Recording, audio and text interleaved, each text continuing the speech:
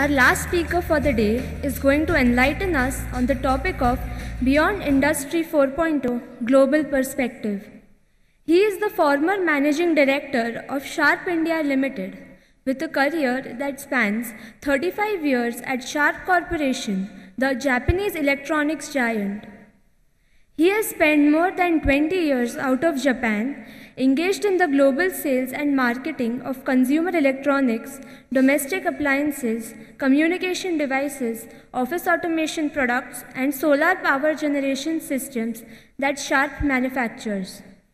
Since his retirement in September 2016, Isogai-san has become an active member of the Ayurveda Society, Iyengar Yoga Association, the Kansai Japan India Cultural Society in Kobe, Japan, and the 22nd Century Academy in Tokyo, Japan.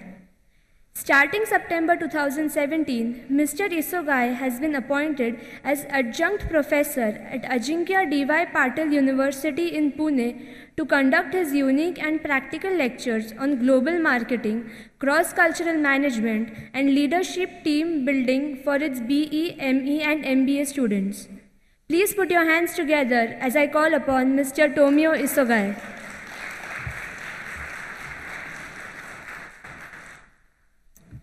Very good afternoon, ladies and gentlemen.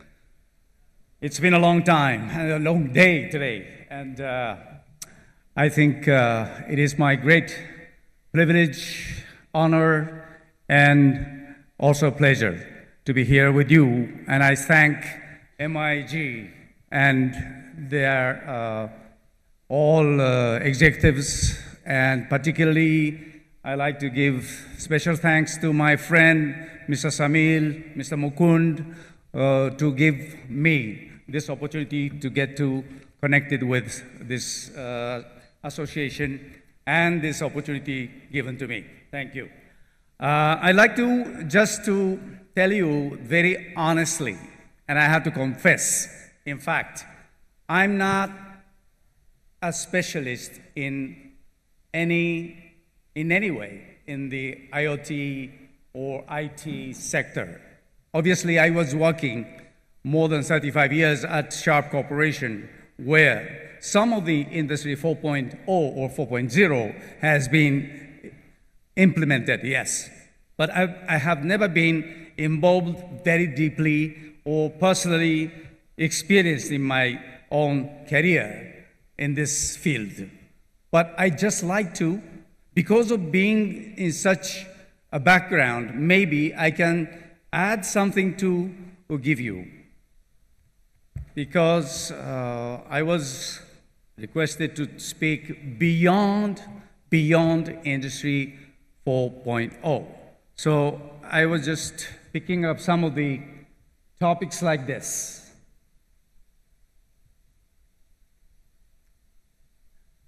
I just added 5 minutes ago one slide on the last point, because I was expecting somebody may be talking about this topic, but nobody did.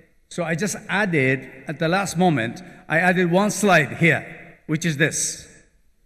What is Marketing 4.0? This is from the very famous marketing specialist, Philip Kotler. He said, Marketing 4.0 is a marketing approach that combines online and offline interaction between companies and customers. In the digital economy, digital interaction alone is not sufficient. In fact, in an increasingly online world, offline touch represents a strong differentiation.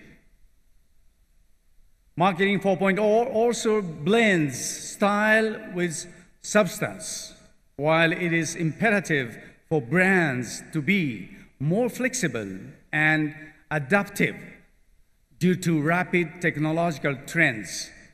Their authentic characters are more important than ever.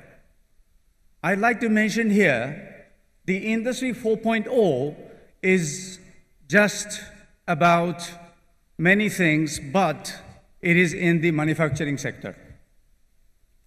We have listened to many speakers talking about IoT, big data, AI, VR, AR, machine learning, robotics, smart factory, smart supply chain management, and even blockchain. But I'd like to just add, on top of the Industry 4.0, the interaction with the customers should not be neglected. And in that sense, Marketing 4.0 is giving us a great lesson on how to deal with the digital world or computer age that we are now living in. This is one thing. And still beyond this, I'd like to mention something I just came to know in Japan, which is this.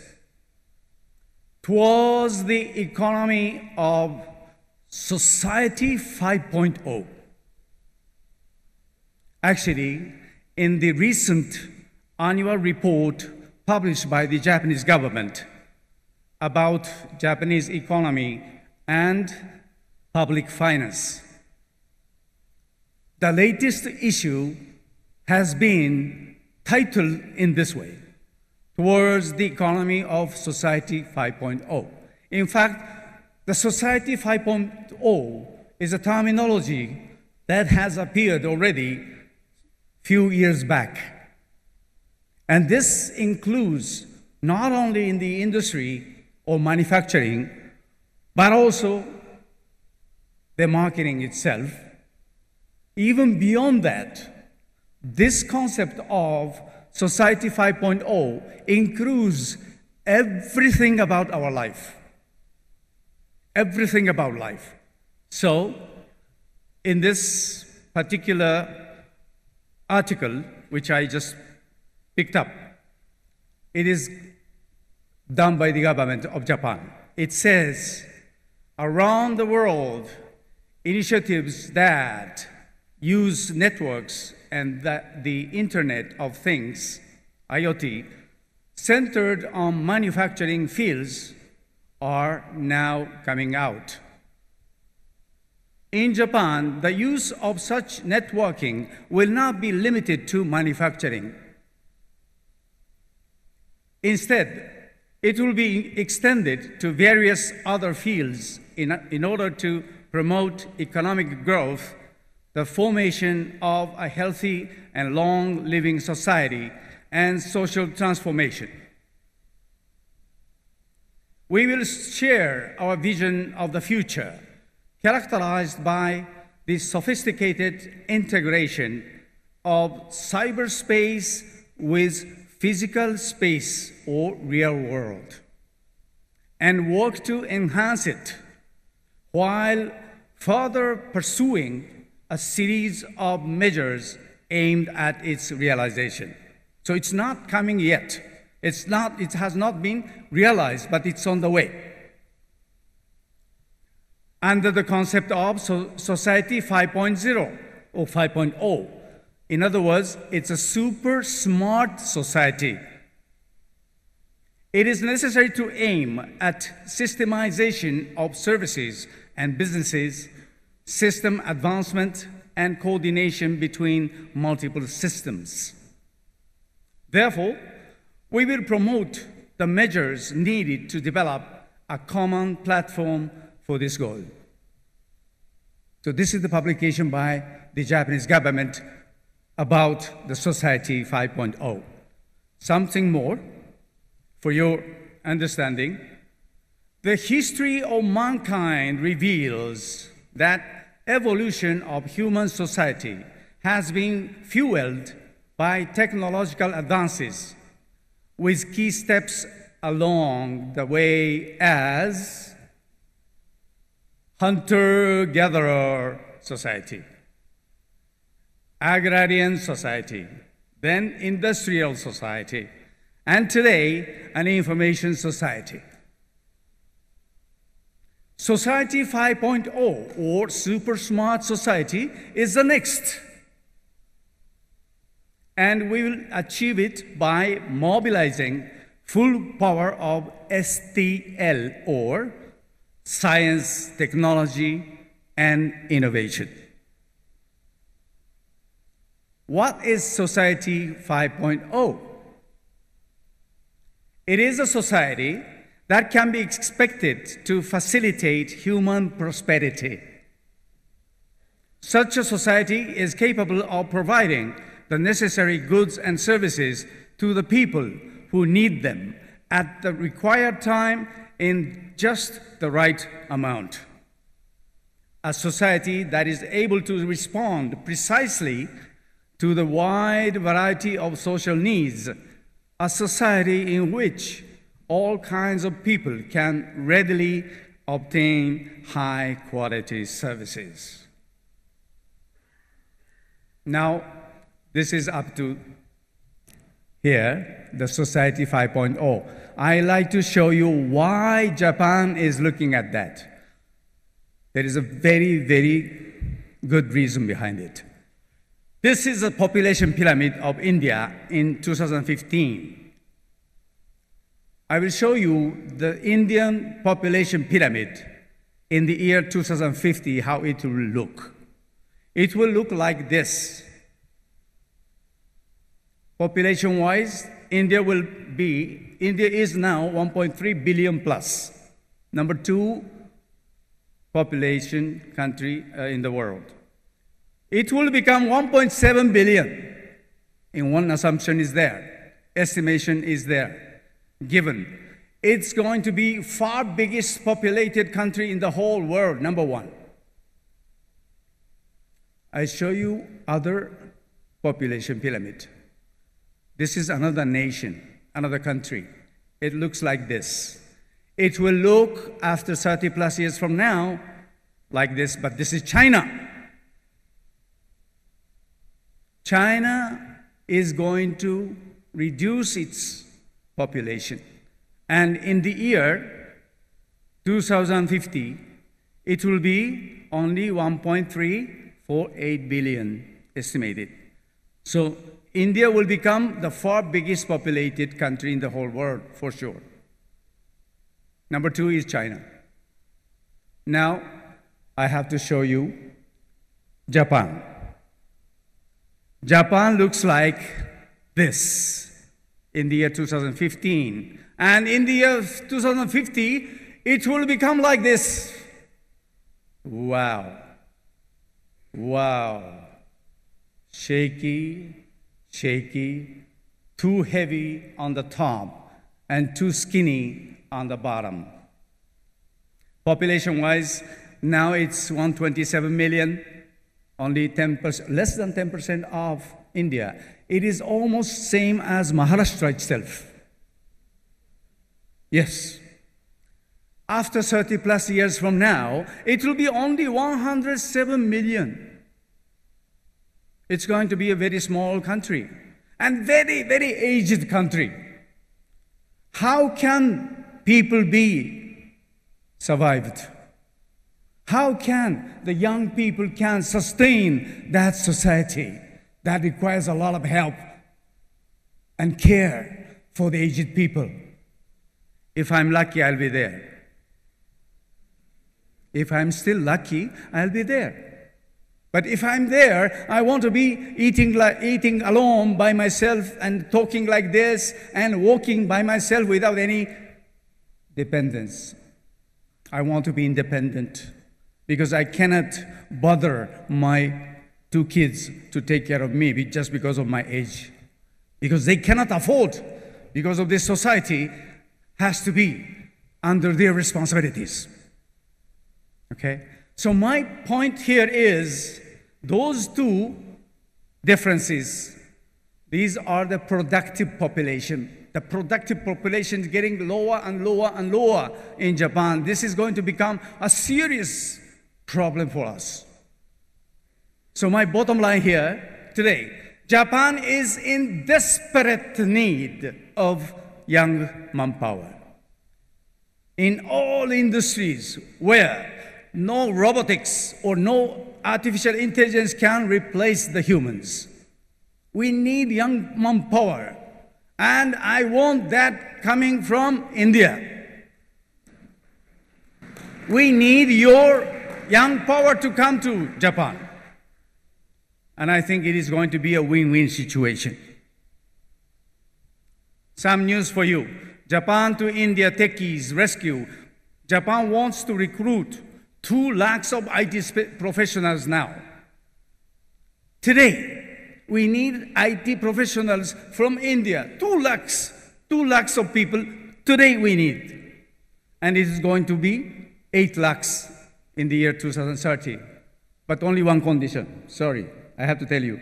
Only one condition. You need to speak some Japanese language.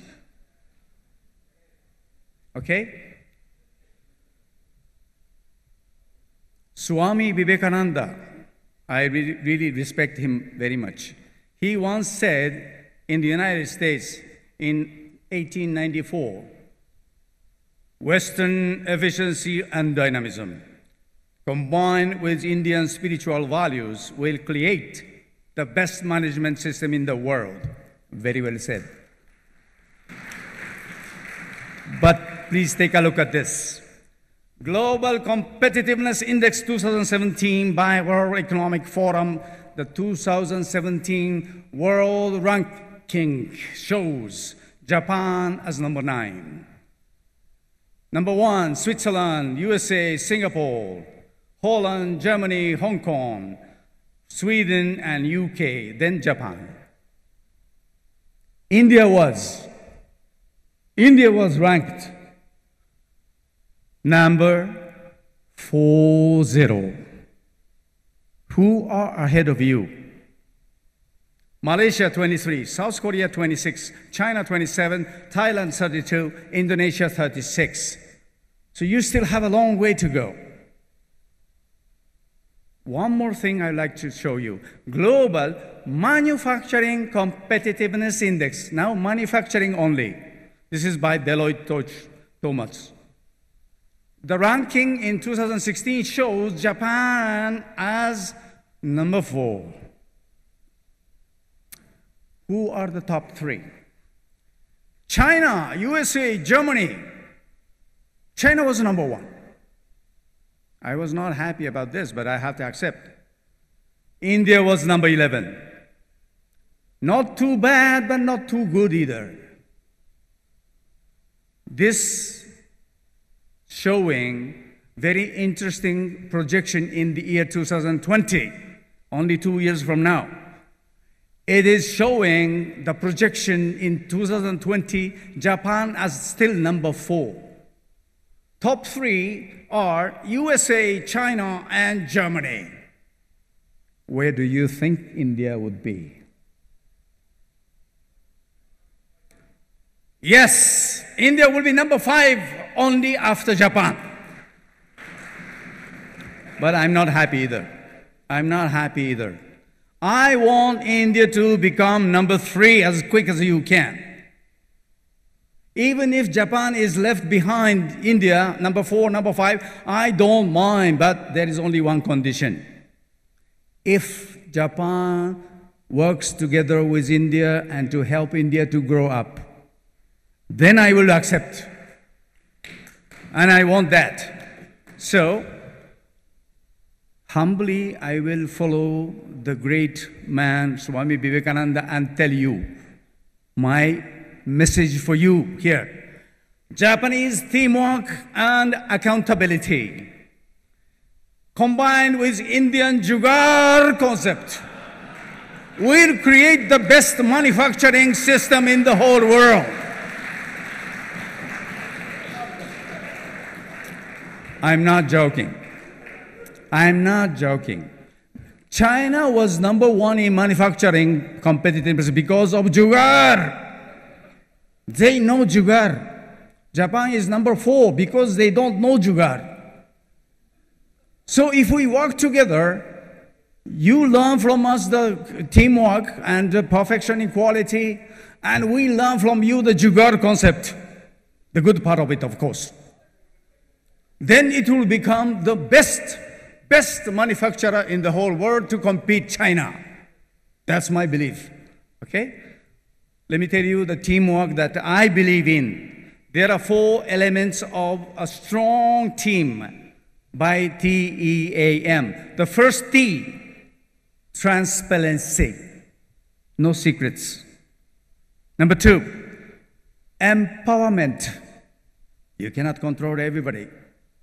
Number 3, if somebody of your team has done a great job, appreciate and acknowledge. And last one is, of course, motivation. Without motivation, even Industry 4.0 will collapse. Without motivation, nobody will work hard. This is very important for India, of course, to grow up to number 3 competitor in the whole world, to compete against China. So, in my opinion, win-win is co-work to win. Let's work together, not to compete, but to cooperate. Mutual for growth. Help each other to grow. So Industry 4.0, connectivity, interconnectivity, with whom? This is the question. Within the company itself? No. With your vendors, with your suppliers, with your customers, with your partners in the marketers, everybody must be connected. That's the real sense of Industry 4.0 plus Marketing 4.0. That's what I believe. So let's work together with the mutual trust. Let's build a solid partnership for our prosperous future. Thank you.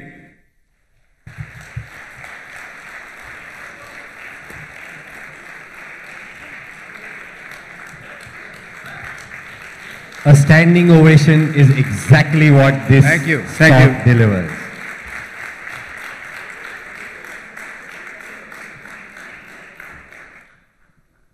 Isugai-san, I must ask you to wait on the stage till we do the honors. That is your privilege for sure. So, it was really, really wonderful listening to you. And finally, a complete wrap-up of the day of how Industry 4.0 cannot be implemented with the human touch, and also how countries, not just people, can collaborate, co-create for success. I would like to request Mr. Suresh Ji Lakhotia, who on his seat said, "Ab to Japan ke saath kuch kaam karna hi padega," and Mr. Lalit Pedewal to please come up on dais and felicitate an eminent personality in himself, Mr. Tomio Isugai.